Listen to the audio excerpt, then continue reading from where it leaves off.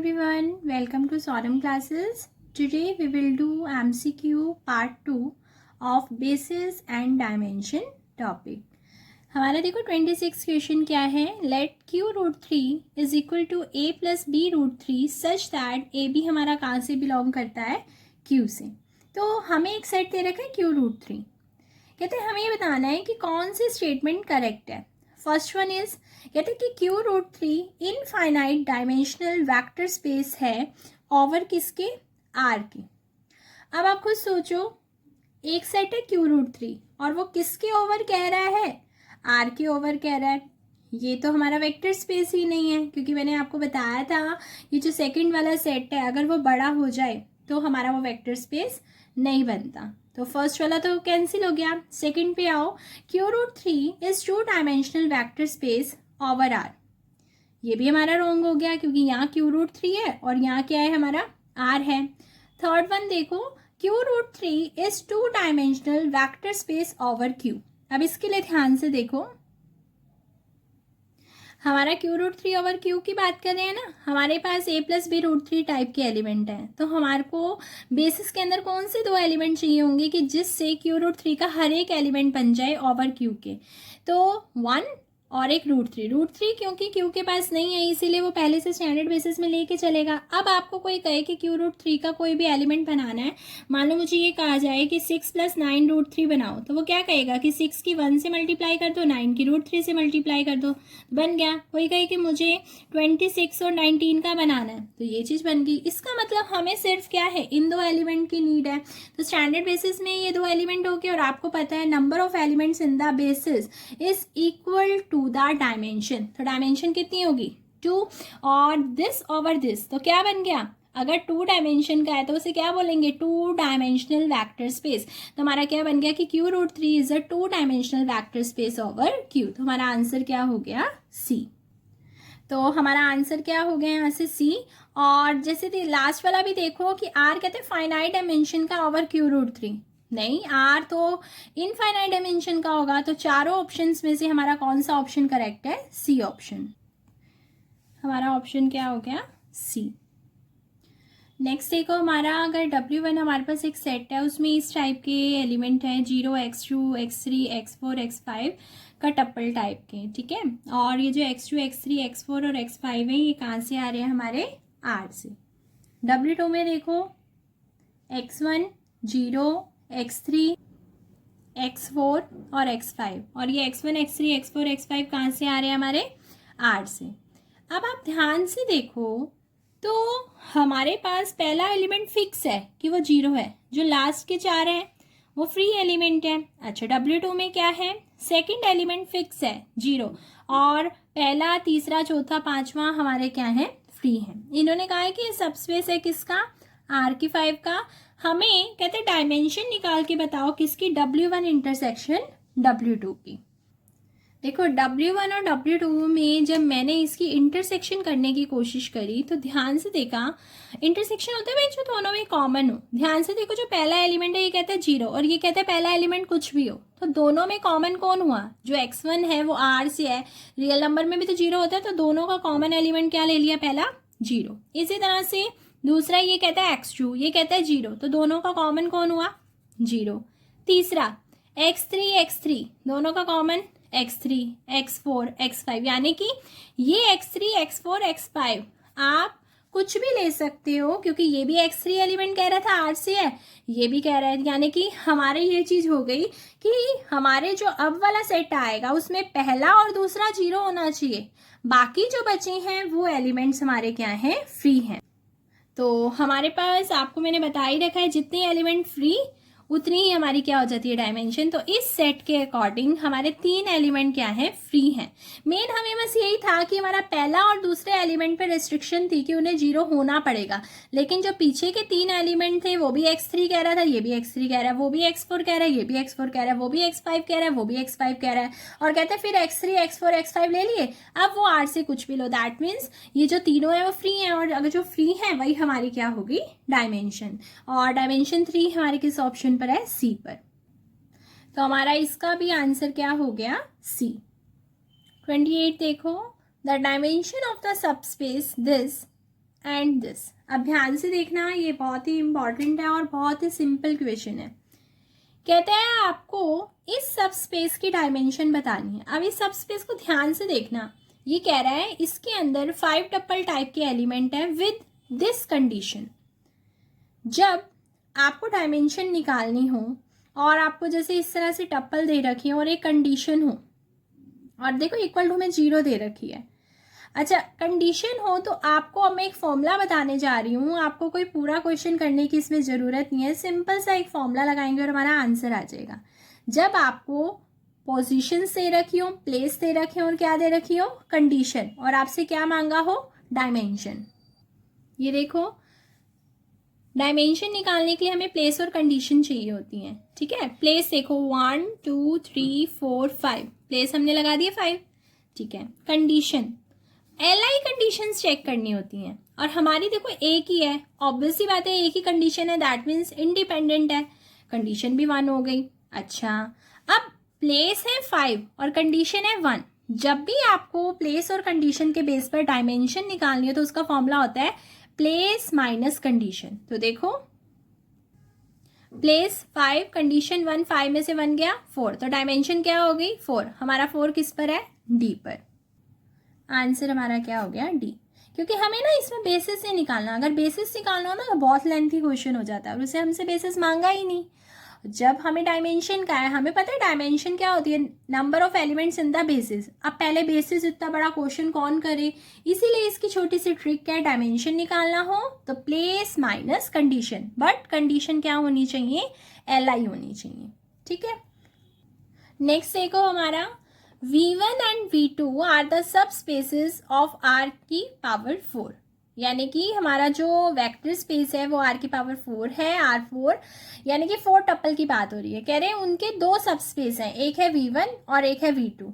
V1 में देखो किस टाइप के हैं, 4 टप्पल टाइप के एलिमेंट हैं और विद दिस 1 कंडीशन। V2 में किस टाइप के हैं, 4 टप्पल टाइप के हैं विद 2 कंडीशन। और नीचे बात कर रखी है डायमेंशन की और चूज करना है हमें अपना आंसर। और अभी अभी मैंने आपको सिखाया, जब भी आपका प्लेस और कंडीशन वाला क्वेश्चन और डायमेंशन निकालनी हो तो क्या कर दो, प्लेस माइनस कंडीशन। तो देखते हैं, देखो V1 हमारा क्या है, ABCD और विद दिस कंडीशन। कितनी कंडीशन है, 1 है ना। चलो, प्लेस कितना है, 1 2 3 4 और कंडीशन कितनी है, 1। तो V1 की क्या हो जाएगी बताओ, प्लेस माइनस कंडीशन कितनी आ जाएगी, 3। V1 की पता चल गई 3। अब V2 पर आओ, 4 प्लेस है। ठीक है, कंडीशन कितनी है, 2। अब हमें पता करना है ना भाई, LI है।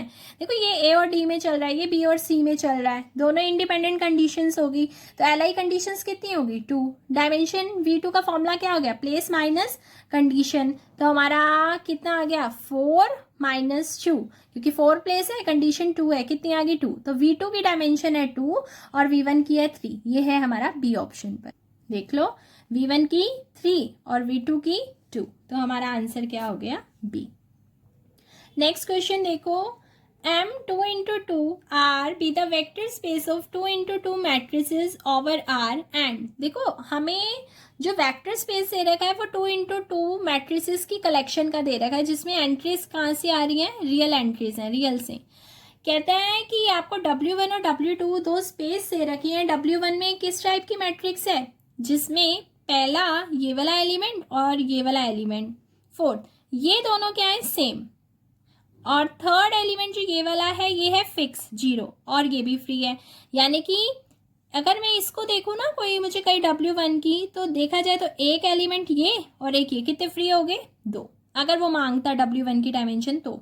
W2 में आओ, X Y Z 0, ये तीनों इंडिपेंडेंट है, ये चौथा एलिमेंट क्या है, फिक्स है। अगर कोई मुझसे W2 की मांगता तो मैं कह देती 3, लेकिन उससे हमसे किसकी मांगी है, W1 इंटरसेक्शन W2 की। तो अब आपको मैंने सिखाया ही था, पहले इंटरसेक्शन में कॉमन निकाल लो, फिर जो फ्री बचे वही उसकी डायमेंशन है।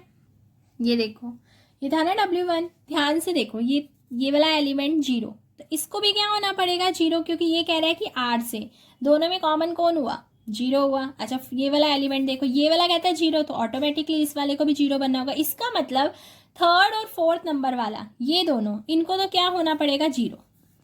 अब एक और चीज, इस वाले W1 को ध्यान से देखो, W1 ने क्या कहा था, जो मेरा ये वाला एलिमेंट होगा वही मेरा पहले नंबर वाला होगा।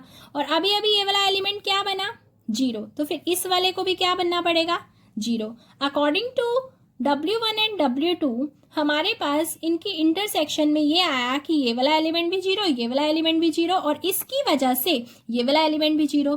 तो जगह कौन सी बची, y की, y आ गया। y क्या है, r से, दैट मीन्स फ्री है। कितने एलिमेंट फ्री, एक एलिमेंट फ्री।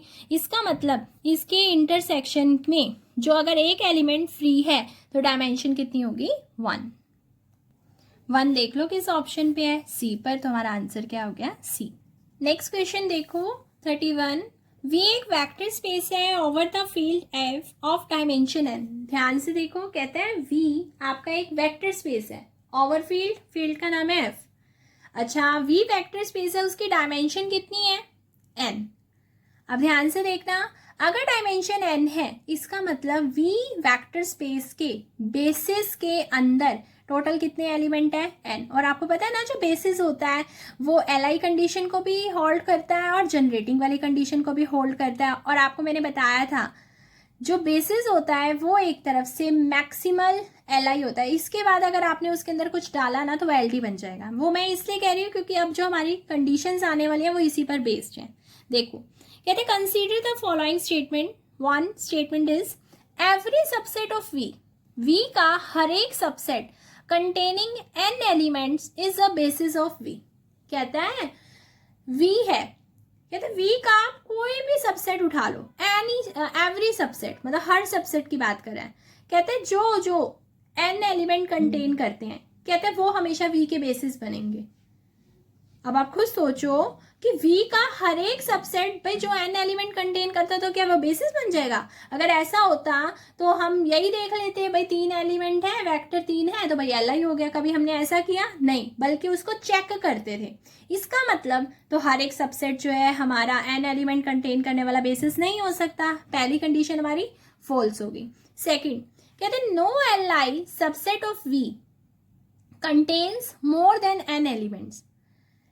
Li जो भी सबसेट है V का वो n से ज्यादा एलिमेंट नहीं ले सकता। यस ऑफ कोर्स, क्योंकि डायमेंशन ही कितने की है, n। अगर V एक वेक्टर स्पेस है, उसकी डायमेंशन ही n है, तो उसका बेसिस जो मेन बेसिस वो n एलिमेंट ही रखेगा। और वही बेसिस हमने पढ़ा था ना, थ्योरम का एक रिजल्ट हमने लर्न किया था कि मैक्सिमल Li होता है, मैक्सिमल Li हमारा बेसिस होता है। तो इसका मतलब तो अगर n से एक भी एलिमेंट फालतू हो गया तो वो तो LD बन जाएगा। तो ये भी तो यही कह रहा है कि हाँ जी n से ज्यादा नहीं होता। तो सेकंड स्टेटमेंट क्या होगी, ट्रू होगी। ये देखो, वैसे मैंने फर्स्ट वाली स्टेटमेंट के लिए एक एग्जाम्पल भी लिया कि मान लो उस V का नाम R की 3 है और डायमेंशन क्या थी, 3, और वो क्या कह रहा था भाई 3 एलिमेंट कंटेन करने वाला हर एक सबसेट लो। मैंने एक लिया, एक ले लिया 1 0 0, एक ले लिया 0 1 0 और एक ले लिया 0 0 0। देखो 3 डायमेंशन है, इसमें 3 ही वेक्टर लिए मैंने। क्या ये Li है, नहीं। एक लाइन दिख रही है ना 0 0, इसका मतलब तो ये बेसिस नहीं है। और हमने एक चीज हमें मिल गई, और वो तो हर सबसेट की बात कर रहा था। अभी तो मैंने एक ही एग्जाम्पल ले लिया।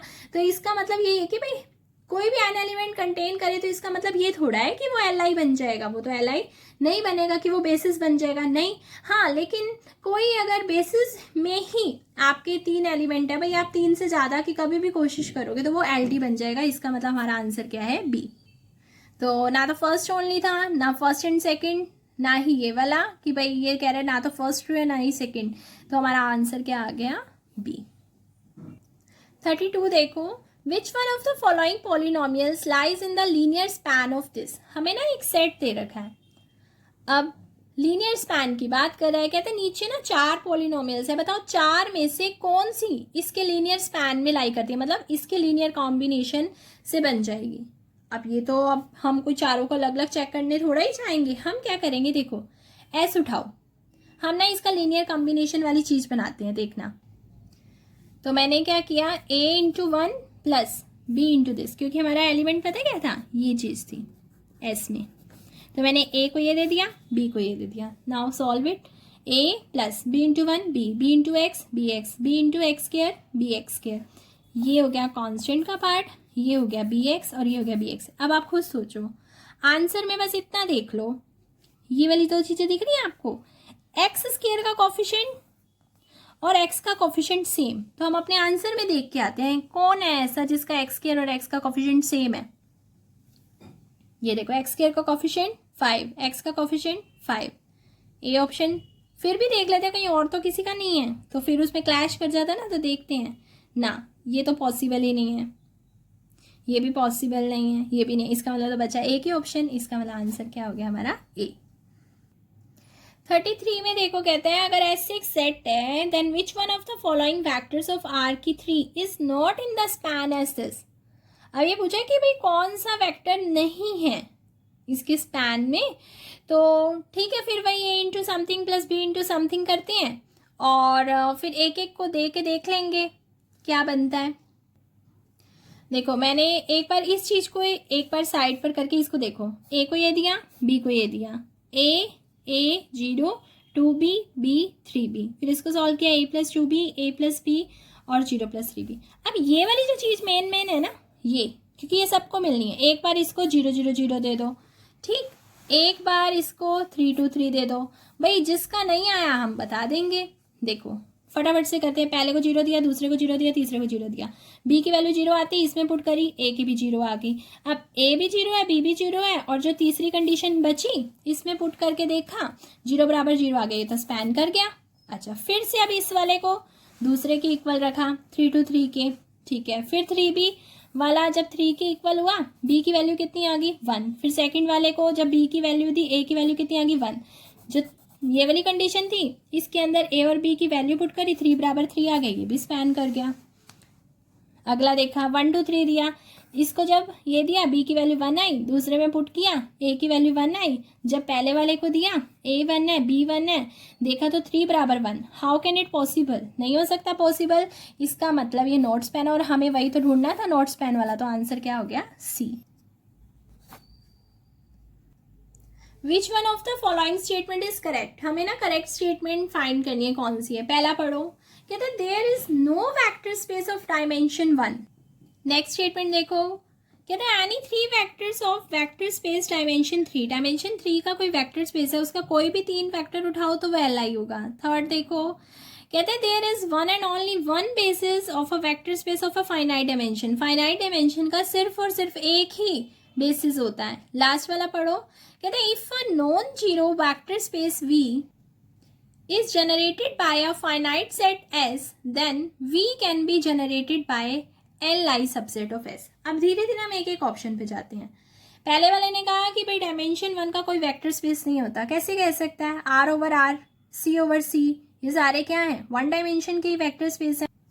तो पहले वाला हमारा R ओवर R है ना, हमें जब एक भी मिल गया तो हमारा पहला ऑप्शन कट गया।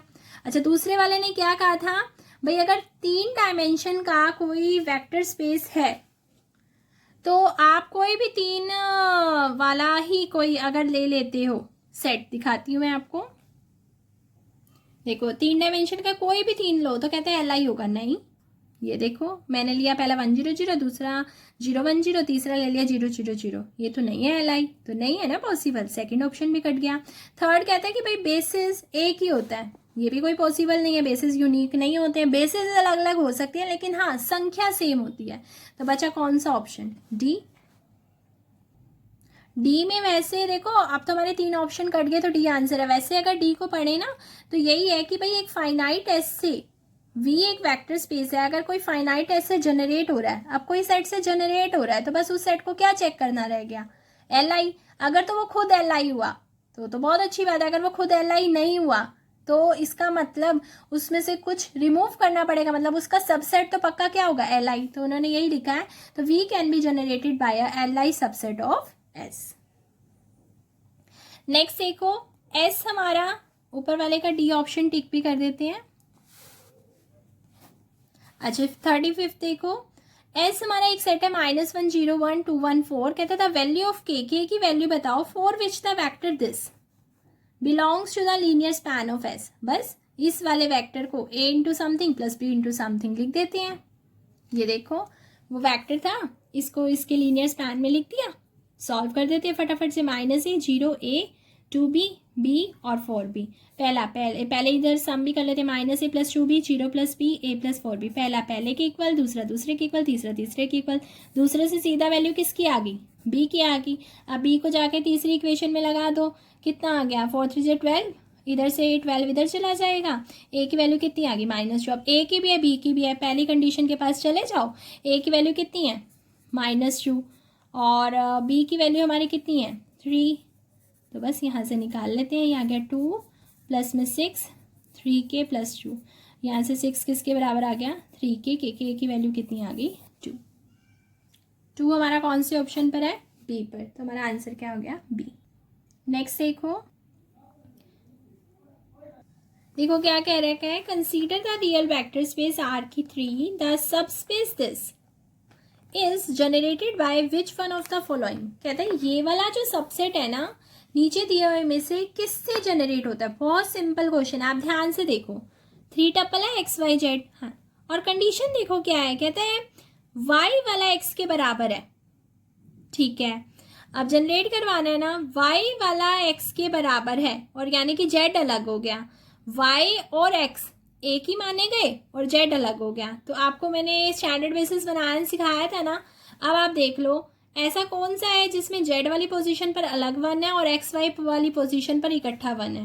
ये देखो, एक हो गया इसके लिए, एक हो गया इसके लिए। बस ये नहीं पॉसिबल क्योंकि z को नहीं दिया, ये भी नहीं पॉसिबल क्योंकि इसमें y को नहीं दिया, ये भी नहीं पॉसिबल क्योंकि x और z को इक्वल कह रहा है। तो आंसर क्या हो गया ए। नेक्स्ट देखो, v and w be the subspaces of Rn, यानी कि n टप्पल हमारे पास हो गया, ठीक है। Then which of the following statement is true. देखते हैं, पहला कहते हैं कि डायमेंशन v + w, कहते हैं मस्ट बी दिस, ऐसा कोई पॉसिबल नहीं है। हमने एक फॉर्मूला पढ़ा था ना w1 + w2 का, क्या था, dimension of w1 + dimension of w2 minus में dimension of w1 intersection w2। That means जरूरी नहीं है कि वो इसके इक्वल हो, ठीक है ना। तो ए ऑप्शन कट गया। दूसरा कहते हैं v + w की डायमेंशन हमेशा इसके सम से बड़ी होगी, ये भी कोई ज़रूरी नहीं है। तीसरा कहते हैं इनके मिनिमम से छोटी होगी, ये भी ज़रूरी नहीं है। लास्ट वाला एक रिजल्ट होता है आपका सम की जो डायमेंशन है ना, v वाली डायमेंशन और जो आपकी w वाली डायमेंशन है, उन दोनों में से जो मैक्सिमम वाली होती है या तो उसके इक्वल होती है या फिर उससे बड़ी होती है। ये रिजल्ट भी है। v दो जो सबस्पेस हैं उनकी सम का जो डायमेंशन है, दोनों की सेपरेट डायमेंशन में से जो मैक्सिमम वाला है उससे या तो सम क्या होता है बड़ा या उसके क्या होता है इक्वल। कहते हैं dimension of vector space of all 3x3 real matrices is this. अब जो हमारे क्वेश्चन है वो सारे मैट्रिसेस पर आएंगे कि अगर मैट्रिसेस हमें कोई किसी स्पेशल टाइप की दी हो और उसकी डायमेंशन निकालनी है तो कैसे निकालते हैं। एक बार आपको तरीका आ गया बनाने का तो आप किसी भी मैट्रिक्स की डायमेंशन कितने भी ऑर्डर की क्यों ना हो आप निकाल सकते हो। देखो हमें 3x3 ऑर्डर की चाहिए, रियल मतलब रियल एंट्री है और कुछ मेंशन नहीं किया गया तो मतलब रियल बोल दिया तो R/R की बात हो रही है। सिमेट्रिक मैट्रिक्स आपको पता भी है। यहाँ देखो हमने सबसे पहले 3x3 की मैट्रिक्स बनाई, ठीक है। अच्छा, आपको पता है जब हम सिमेट्रिक मैट्रिक्स बनाते हैं तो डायगोनल कुछ भी होते हैं, है ना, फ्री है, यानी कि ये वाली जगह पर भी कुछ भी आ सकता है, यहाँ पर भी कुछ भी आ सकता है, यहाँ पर भी कुछ भी आ सकता है। ध्यान से सुनना, ये वाली जगह का जो एलिमेंट होगा वो इस वाले से मैच करेगा, ये वाली जगह को जो एलिमेंट होगा वो इस वाली जगह से मैच करेगा और जो ये वाली जगह का एलिमेंट होगा वो इससे मैच करेगा। इसका मतलब तो ये वाले तो हो गए इन तीनों पे डिपेंड। तो टोटल मिला के आपने देखा ये अपनी कुछ भी वैल्यू भर सकता है, ये भी कुछ भी भर सकता है, ये भी कुछ भी भर सकता है। भाई अगर आप यहाँ की ना कहो तो यहाँ की कहोगे तो ये कुछ भी भर सकता है, तो वो डिपेंडेंट हो जाएंगे। तो टोटल मिला के तो ये हो गया ना, एक ये वाली लाइन, एक ये वाली लाइन और एक ये वाली लाइन। तो ऊपर वाले में कितने थे 1, फिर 2, फिर 3, तो टोटल कितने हो गए 6। तो हमारा आंसर कितना आ गया 6। लेकिन ये चीज़ ध्यान रखना यहाँ पर क्या है R/R। जब R/R हो ना, R/R का मतलब ये है कि सेम से सेम पर हो, तो हमारा जो काम होता है वो एक बार के लिए होता है कि एक बार काउंट कर लो। और अगर यही C/R होता तो जो आंसर होता है ना उसका हम डबल कर देते हैं, वो अभी मैं सिखाऊंगी, अभी आगे आएंगे क्वेश्चन। तो आंसर इसका क्या हो गया C।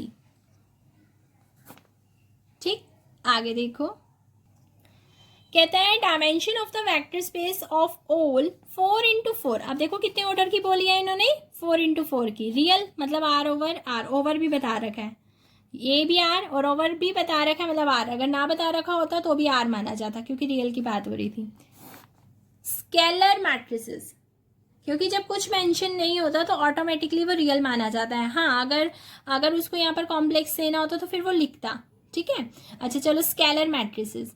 अब आपको 4x4 की लेनी है, मतलब 4x4 की लेनी है, स्केलर मैट्रिक्स लेनी है, आर ओवर आर है, सेम पे जाना है।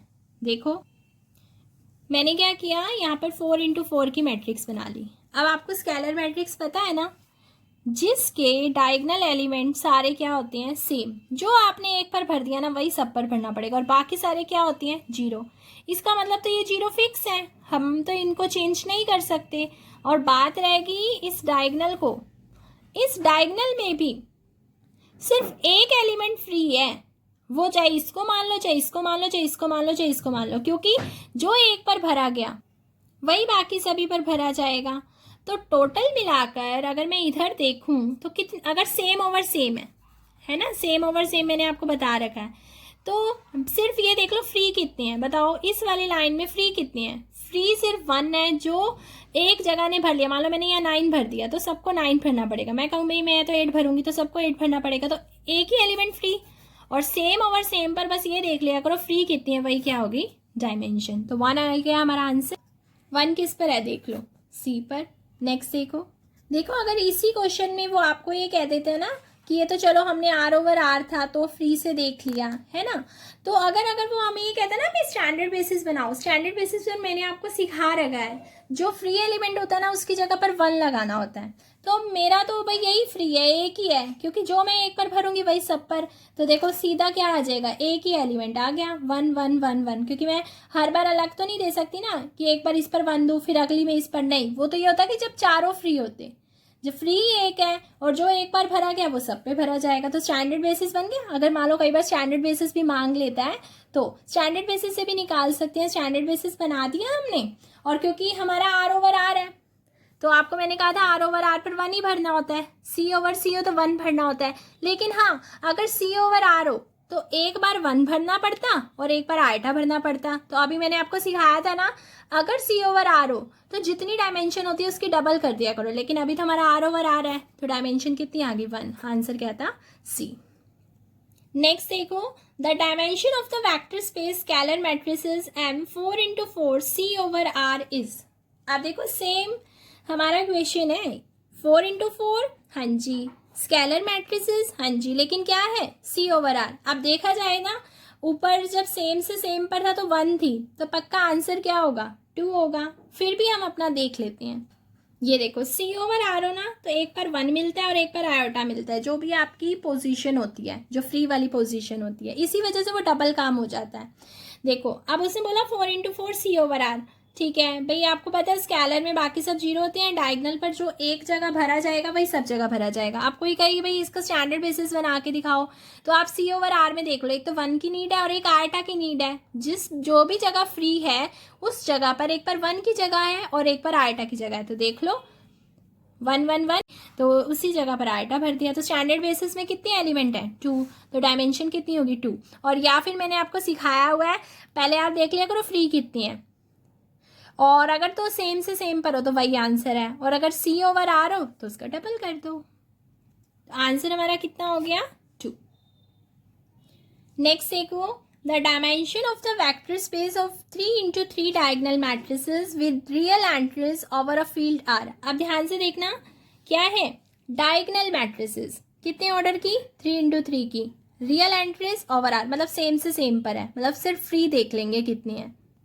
ये देखो डायगोनल मैट्रिसेस में आपको पता है ना भाई, डायगोनल पर कुछ भी हो सकता है ना, और बाकी सभी क्या होते हैं, जीरो। और कितने ऑर्डर की मांगी थी हमसे, 3x3 की। अब अगर तो देखो मैं बिना स्टैंडर्ड बेसिस के करूँ ना तो मैं ये कह दूंगी 1 2 3, 3 एलिमेंट फ्री हैं क्योंकि सेम से सेम पर है तो कुछ डबल भी नहीं करना, तो डायमेंशन क्या होगी, 3। हाँ लेकिन अगर स्टैंडर्ड बेसिस बनाने को कह दे तो एक तो ये जगह फ्री है, एक बार यहाँ 1 डाल दिया बाकी सभी जीरो, एक बार ये वाली जगह पर 1 डाल दिया और एक बार ये वाली, मतलब फ्री वाली जगह पर एक एक बार 1 डालना होता है, क्योंकि मेरी 3 जगह फ्री थी, तो एक बार पहले वाले ने 1 ले लिया, एक बार दूसरे वाले ने 1 ले लिया, एक बार तीसरे वाले ने 1 ले लिया। लेकिन वो जो स्केलर वाला था ना, उसमें तो अगर एक 1 भरा तो बाकी सब ऑटोमेटिकली 1 हो गए थे, तभी तो वहाँ एक फ्री था, तो एक ही एलिमेंट था बेसिस में। यहाँ 3 एलिमेंट फ्री हैं तो 3 हो गया एलिमेंट बेसिस में, तो डायमेंशन कितनी होगी 3। आंसर कितना हो गया सी। नेक्स्ट क्वेश्चन ध्यान से देखो, the dimension of the vector space 3x3 order किया है, सी ओवर क्या है आर, और चाहिए क्या डायगनल। अब ऐसे तो देखा जाए अभी 3x3 की डायगनल मैट्रिसेस की हमने डायमेंशन कितनी बताई थी, 3 बताई थी, तब वो सेम से सेम पर था। लेकिन अब सी ओवर आर है तो वह 3 का ट्वाइस कर दो, तो 2x3 6। अब ऐसे आंसर 6 है, फिर भी मैं आपको बताती हूँ करने का तरीका। देखो सी ओवर आर है, डायगनल बोला, अभी मैंने आपको बताया ना कि ये जो डायगनल वाले एलिमेंट होते हैं ये कुछ भी अपनी जगह पर फिल कर सकते हैं, लेकिन ये वाली जगह क्या होगी 0। इसका मतलब ये भी फ्री है कुछ भी भरने के लिए, ये भी फ्री है और ये भी फ्री है, 3 फ्री हो गए ना। अब अगर तो फ्री वाले तरीके से करो तो फ्री कितनी है 3, लेकिन सी ओवर आर है तो भाई अगर सेम से सेम पर होता तो 3 आंसर था, लेकिन सी ओवर आर की वजह से वो डबल काम हो जाता है स्टैंडर्ड बेसिस के लिए, क्योंकि एक बार 1 भरना होता है और एक बार आयटा भरना होता है। तो देखो ये वाला था जब 1 भरा मैंने, 3 जगह है ना, एक बार इधर 1, एक बार इधर 1, एक बार इधर 1। अब यही काम आयटा के लिए, एक बार इधर आयटा यस, एक बार इधर आयटा यस, और एक बार इधर आयटा यस। तो टोटल कितने हो गए 1 2 3 4 5 6, आंसर इज 6। चाहे तो ये ट्रिक अपना लो या फिर फ्री एलिमेंट 3, अगर सेम से सेम पर है तो जितने फ्री एलिमेंट उतना आंसर, और अगर सी ओवर आ रहा है तो जितना आंसर आया है उसका क्या कर दो ट्वाइस। तो हमारा आंसर हो गया बी, ये हो गया हमारा B. Next question, the dimension of the vector space of M 3x3 R symmetric matrices over R. एक तो देखो आर ओवर आर सेम से सेम पर है ना, दैट मीन्स हमारा फोकस किस पर है फ्री एलिमेंट पर। अच्छा अब मैट्रिक्स देखो कि कौन सी है सिमेट्रिक। देखो हमें ना 3x3 की मैट्रिक्स चाहिए थी, चलो मैंने 3x3 की बना ली। आपको सिमेट्री का पता है ना, डायगनल कुछ भी हो, और अभी बताया भी था जो ये एलिमेंट वही ये एलिमेंट होगा, जो ये एलिमेंट वो ये एलिमेंट होगा, जो ये एलिमेंट वो ये एलिमेंट होगा। इसका मतलब इस वाले पोर्शन को तो हटा दो, ठीक है। अब बचे कितने, फिर वही वाली बात, एक ये वाली लाइन, एक ये वाली लाइन और एक ये वाली लाइन, तो आंसर हो गया ये। अब आर ओवर आर है ये, ठीक है, आर ओवर आर है तो ये शायद क्वेश्चन पहले आ चुका था, चलो कोई बात नहीं। हमारा आर ओवर आर है तो हमारा आंसर क्या हो गया 6। पर एक बात बताओ, चलो ये तो ना छोटी थी 3x3 ऑर्डर की थी भाई, अगर ऐसे 16x16 ऑर्डर की आ जाती तो ऐसे तो हम बना बना के ही थक जाते। अब ना एक ट्रिक मैं आपको बताती हूँ, आपने एक चीज़ नोट करना, ये ऑर्डर कितना था 3, इसीलिए शायद रिपीट हो गया होगा क्वेश्चन ट्रिक बताने के लिए। देखो क्या है, ये था ना ऑर्डर 3, आपने एक चीज़ नोट करी, एक लाइन फिर 2 और फिर 3, सम इतना ही गया। इसका मतलब अगर ये 4 वाला होता 4x4 का तो पता कैसे क्या आंसर आता 1 + 2 + 3 + 4, तो एक रिजल्ट तैयार हो गया भाई। लेकिन सेम से सेम पर बता रही हूँ मैं, जितने ऑर्डर किए, अगर मान लो ये होती 6x6 ऑर्डर की तो आंसर बताना क्या आता 1 + 2 + 3 + 4 + 5 + 6। तो अब देखो एक रिजल्ट पता चल गया कि अगर हमारी सिमेट्रिक मैट्रिक्स हो, सेम से सेम पर हो, चाहे वो C ओवर C हो चाहे वो R ओवर R हो, तो अगर n × n का है तो डायमेंशन का आंसर क्या है 1 से लेकर वहीं तक काउंटिंग का सम। और अब आंसर तो ये आ गया, लेकिन भाई इसको सम भी तो करना है, और आपको ये दिख नहीं रहा नेचुरल नंबर का सम। नेचुरल नंबर का सम हम कैसे करते थे बताओ, लास्ट वाला नंबर लास्ट वाले नंबर में एक ऐड कर दो बाय 2, आंसर आ गया। अब देखो यही रिजल्ट अगर मुझे C ओवर R के लिए करना, तो मैं इतनी देर से बार बार कह रही हूँ कि जो आंसर होता है उसी का ट्वाइस कर दो, तो इसी आंसर का ट्वाइस कर देंगे। और इस आंसर की वैल्यू क्या होती है, लास्ट वाला नंबर लास्ट वाले नंबर में एक ऐड कर दो बाय 2, तो 2 से 2 कैंसिल, इसका आंसर क्या आ गया ये। अब आप देख लो जितने भी ऑर्डर के कहे कभी भी, तो आप अपने एन में चाहे वैल्यू पुट कर लो चाहे उनका सम कर लो, तो मतलब सेम से सेम पर सिमेट्रिक मैट्रिक्स की डायमेंशन का फॉर्मूला बन गया। अगर n ऑर्डर का है तो n × n + 1/2। अब n अगर आपका 3 था ना, देखते हैं चेक करते हैं, ठीक आया आंसर। ये 6 ही तो आया था, तो अब सिमेट्रिक के लिए हमारा आंसर 6 आ गया था और एक फॉर्मूला भी रेडी हो गया। अब देखो अगला, अब C ओवर R, अब मैं आपको करके नहीं दिखाऊंगी, अब आप खुद देखो। C ओवर R है, C ओवर R है, तो अभी R ओवर R का क्या आया था आंसर 6, तो 6 का ट्वाइस करना कितना हो जाएगा 12, तो आंसर कितना आ गया 12। नेक्स्ट देखो M n into n R over R symmetric matrix, अभी फॉर्मूला लर्न किया था ना, बताओ क्या था, एन इंटू एन प्लस 1/2, ये हो गया। नेक्स्ट देखो, हाँ जी symmetric matrix but C over C, तो सेम से सेम पर तो मैंने आपको कहा था कोई फर्क नहीं पड़ता, चाहे आर ओवर आर हो चाहे सी ओवर सी, इसका भी आंसर क्या हो गया यही। नेक्स्ट क्वेश्चन देखो, the dimension of the vector space of all skew symmetric 3 into 3 C over R. अब देखो स्क्यू सिमेट्रिक के लिए भी हम कोई ना कोई ट्रिक बना लेंगे, क्योंकि जो सिमेट्रिक और स्क्यू सिमेट्रिक बहुत इंपॉर्टेंट टॉपिक है, तो हमें अच्छे से आना चाहिए। तो 3 इंटू 3 की अब देखो क्या है हमारी, आर ओवर आर है, आर ओवर आर है ना, तो अब देखते हैं करते हैं इसे। ये देखो स्क्यू सिमेट्रिक में आपको पता है डायगोनल फिक्स होते हैं, क्या होते हैं हमारे 0, तो ये जगह तो फिक्स हो गई, बट जो ये एलिमेंट है इसका अपोजिट साइन का यहाँ पर होता है, जो ये एलिमेंट है इसका अपोजिट साइन का यहाँ होता है, और जो ये एलिमेंट है इसके अपोजिट साइन का यहाँ होता है, इसको तो मतलब भूल ही जाओ। ये वाला भी हम भूल गए क्योंकि ये भी 0 फिक्स है, तो बचे कितने 2, यानी कि एक ये लाइन और एक ये लाइन। लेकिन सिमेट्रिक में आपको पता है ना, अगर 3 ऑर्डर की थी तो तीसरी वाली लाइन भी आ रही थी, तो अब स्क्यू सिमेट्रिक में पता चल गया भाई जितना ऑर्डर है उससे कम तक जाना है। ये बन गया 1 + 2, आंसर क्या आ गया 3, क्योंकि सेम से सेम पर था तो डबल भी नहीं करना, आंसर हो गया C। अगला देखो स्क्यू सिमेट्रिक ही है लेकिन 4 इंटू 4 की सेम से सेम पर ली। अब ऐसे एक बार बताओ तो क्या बनता, 1 + 2 + 3 +4 नहीं लेना ना, क्योंकि क्या है स्क्यू सिमेट्रिक, तो बताना क्या बना 1 + 2 + 3, 3 और 2 5, 5 और 1 6, तो आंसर आता है 6 अकॉर्डिंग टू दिस ए है। फिर भी देखते हैं कि क्या उस तरीके से भी यही था। ये देखो मैंने 4 इंटू 4 की बनाई, मुझे पता था डायगोनल 0 होते हैं, ये एलिमेंट इसके अपोजिट साइन का, ये इसके और ये इसके, ये इसके, ये इसके और ये इसके, इसका मतलब ये मेरे लिए फ्री नहीं है क्योंकि ये तो फिक्स हो गए ना, इन पे डिपेंड करके, ये भी हमारे लिए फिक्स नहीं है। बचे क्या ये, अब देख लो एक ये लाइन, 2 ये लाइन, 3 ये लाइन, तो यही बताया था ना स्क्यू सिमेट्रिक में जितना ऑर्डर है उससे कम तक जाएगी, तो बस हमारा कितना आ गया था 6। अब हमारा एक रिजल्ट भी तैयार हो गया भाई, अगर सेम से सेम पर है और अगर आपकी n इंटू एन की है तो आपका सम कहाँ तक जाएगा 1 से n-1 तक, और सम करने का तरीका मैंने आपको याद करा ही रखा है, लास्ट वाले नंबर में एक ऐड कर दो, बाय में 2, 1 से 1 कटा n आ गया, ये हमारा क्या हो गया आंसर, ये रिजल्ट तैयार हो गया।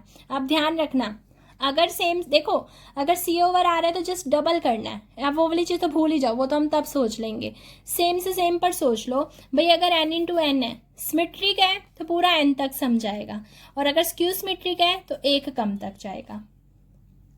कहते हैं स्क्यू सिमेट्रिक की डायमेंशन r ओवर r, अभी फॉर्मूला पढ़ा था ना, क्या आया था n into n minus 1/2, last में था ना C ओवर R, तो वो जो n इंटू एन माइनस 1/2 आया था इसी की 2 से मल्टीप्लाई कर दो, तो 2 कट जाएगा, तो बताना क्या आंसर आएगा n इंटू एन माइनस 1।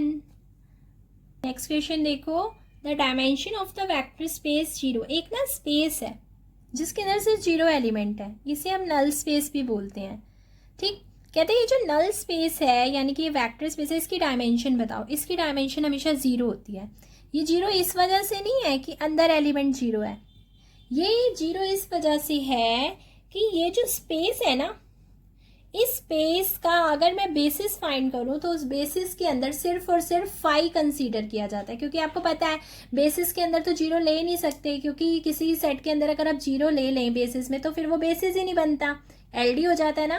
तो जब हम नल स्पेस का बेसिस बनाते हैं तो वो 5 होता है, ये भी चीज़ याद रखना, ये भी पूछा जा सकता है कि नल स्पेस का बेसिस क्या होता है 5, और 5 नंबर ऑफ एलिमेंट कितने माने जाते हैं 0, इसीलिए इसका आंसर हमारा क्या है B। यानी कि हमारे इस क्वेश्चन के साथ 2 क्वेश्चन कवर हो गए भाई, डायमेंशन पूछे तो 0, बेसिस पूछे तो 5।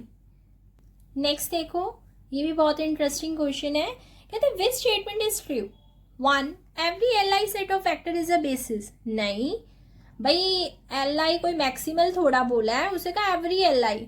भाई अगर स्पेस ही मान लो R4 का हो और आप एलिमेंट जो है 3 ले रहे हो, तो वो जो 3 वाला है वो बेसिस थोड़ा बन जाएगा। भाई 4 डायमेंशन का है वेक्टर स्पेस, तो फिर 4 तो एलिमेंट चाहिए होंगे ना बेसिस में। भाई 3 एल आई तो हो गए, जो हमने 4 टपल के 3 वैक्टर लिए वो एल आई तो हो गए, लेकिन वो बेसिस थोड़ा है भाई, 4 डायमेंशन है तो 4 एलिमेंट चाहिए बेसिस में।